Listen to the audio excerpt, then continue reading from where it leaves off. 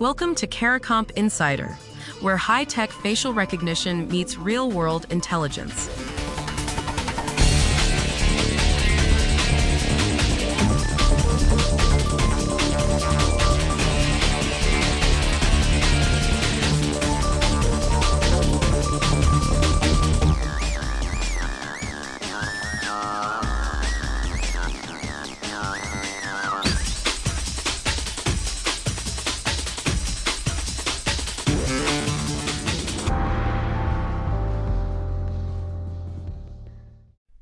When a company says their face recognition is 99% accurate, most of us just nod and trust it.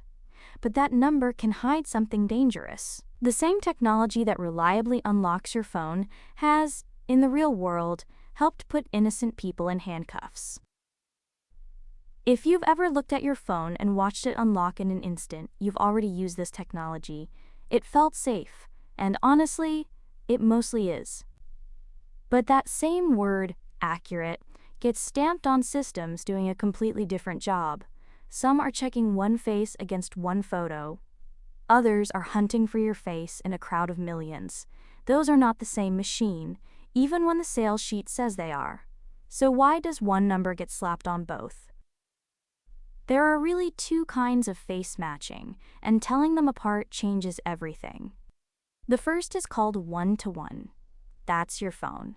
It stored one picture of your face, and every time you look at it, the system compares the live you to that one saved image.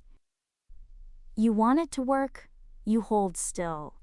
The lighting's decent, both sides are cooperating. Picture two photographs laid side by side under a bright desk lamp. You're checking one against one, and everything's in your favor. That's one-to-one. Accuracy there is genuinely high, because the algorithm only has one comparison to make. Now take one of those photos and ask the system to find that person inside 10 million blurry surveillance frames. Different angles, bad weather, nighttime. That's one to many, and it's a completely different animal. Same technology, radically harder conditions. For anyone who's ever been caught on a security camera, this is the version that matters. Now, why does searching a huge database go so wrong? Because errors multiply as the pile grows. Say your system produces false matches for just 0.1% of faces. Search 10 million people, and that tiny rate becomes 10,000 wrong matches. That's how mistaken identity happens, and this is where it gets uncomfortable. According to researchers at NIST, the U.S. government's measurement agency, the false matches don't hit everyone equally. In one-to-many searching, the gaps between demographic groups can reach 10 to 100 times. A small bias in the lab explodes when you're scanning millions of faces. For one group, 10,000 wrong hits. For another, 100,000. So why do we keep hearing 99%? Because that number comes from the easy conditions. The controlled, one-to-one setup, like your phone. Companies aren't lying, exactly. They're just quoting the best-case test and letting you assume it applies everywhere. It doesn't. NIST found those high accuracy numbers really only hold when both photos are government ID quality.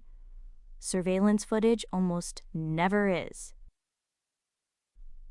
So the next time you hear a face match is 95% accurate, the real question isn't, is that good? It's 95% at what? Comparing two clean photos or searching a sea of grainy camera stills. Same technology, but the promise means two completely different things. Here's the whole story in 3 sentences. Face matching comes in 2 flavors.